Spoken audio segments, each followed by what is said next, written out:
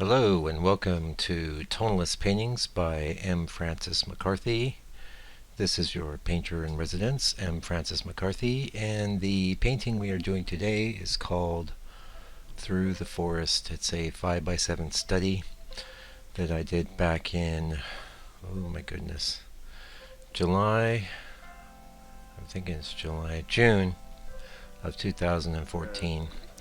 And it's one of these, I call them tree hole pictures or tree tunnel pictures that I really like doing. I'm interested in that sort of built-in focal point you get with the light surrounded by the shade, and there's a lot of room for interesting sort of abstracting brush strokes in those shaded areas. You know, you don't want to go painting every leaf, and which is of course the great challenge of landscape painting.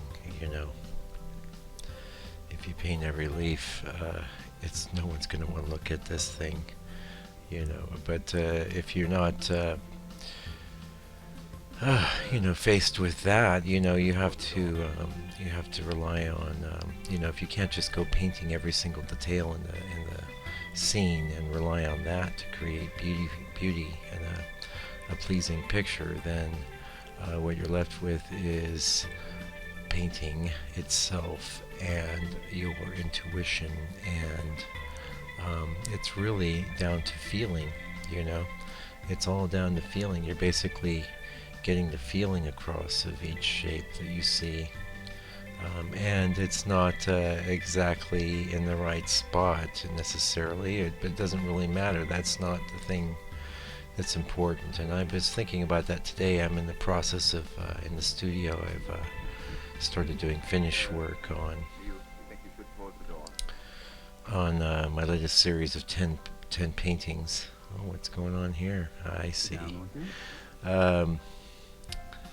And the thing is that the first color pass has been done, and in a way that's sometimes easier than that second color pass, because you are looking at the reference and you are doing your best to incorporate that reference into your painting. And one of the things I've started doing, probably even maybe not as far back as I did this painting, but was when I got to the second pass of my larger painting, I would use only the initial 5x7 study as reference. So now, of course, in the 5x7 study, I might do 1 or 2 passes. I'm thinking this is 1 pass. We probably won't see me going back into this with any glazes or anything. It really wasn't the way I was working back then. And even now, when I do a little bit of that to my 5x7s, I try not to get nuts with it. There's just a few things I know I can do in a second pass that are going to be tasty. And even more so because they're at that small size. So a little gesture at a small size goes a long way. Anyway, when I was talking about doing the second color pass on the larger work, I've got the 5x7 studies reference, but it's really not going to give me a plethora of detail. What it does give me is an interpretation I've already made of the scene in paint. And the reason why I started doing this in my second color pass is to keep my paintings loose.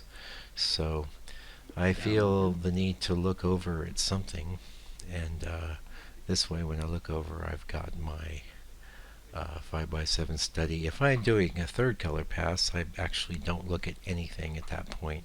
It's really just about making the painting as good as it can be on its own merits. And so one of the things I was thinking about today was, like, you've got a branch here, you've got a puddle there, you've got a rock over here. Once you've decided that you're not going to be a copying machine, you're not going to have that rock in the same exact place in every painting. It won't be in the same place in the study as it is in the larger piece, and should I paint that motif again, it will look again very different. And this is just basically something you want. It's desirable, but it's a little bit like walking a tightrope without a net, in that you don't have that photo. You know, you're basically. Anyway, I've talked about this principle a bit before on my blog, and I'll probably talk about it again. It's just something that, especially with my background as an illustrator, sometimes I would work directly over the top of a Xerox of a photo and do artwork that way, and it was an expediency that was just being forced on me by deadlines. I didn't really have time to sit there and sometimes and draw everything out, but if I did have that time, I certainly would do that and invest that time, because it makes for a lot more interesting art. And in fact, I may have mentioned this on a blog before, but probably back in 2011 or so, I was interested in using a projector to project the photographic reference onto my board, and in the mistaken idea that this would save me time, and it had the exact opposite effect. Basically, there's so many things in a photo that need to be changed to make a good painting that it's actually a big fat waste of time to project a photo on the board and trace that with charcoal and then go in and do a painting that way. It's a giant waste of time, which I had to find out the hard way. But there's a lot to be said for when I go in. That's one of the reasons I go in and do that drawing stage. So I have many times I go over this image, and each time it's making an impression on my consciousness, and it's making I'm having an emotive reaction to it, and I'm getting my impressions down on the painting, and that's what I build up. That's what I make into art. The photo itself is not art at all, and this is the expression of one man's view of that landscape, of that nature, and it's definitely tied in with feeling. It's all about feeling at the end of the day. So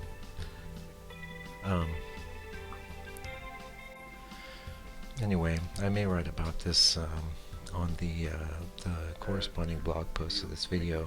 We'll see. I'm having some difficulties with audio today and transcription, so we'll have to see how advanced or involved the actual blog post is for today.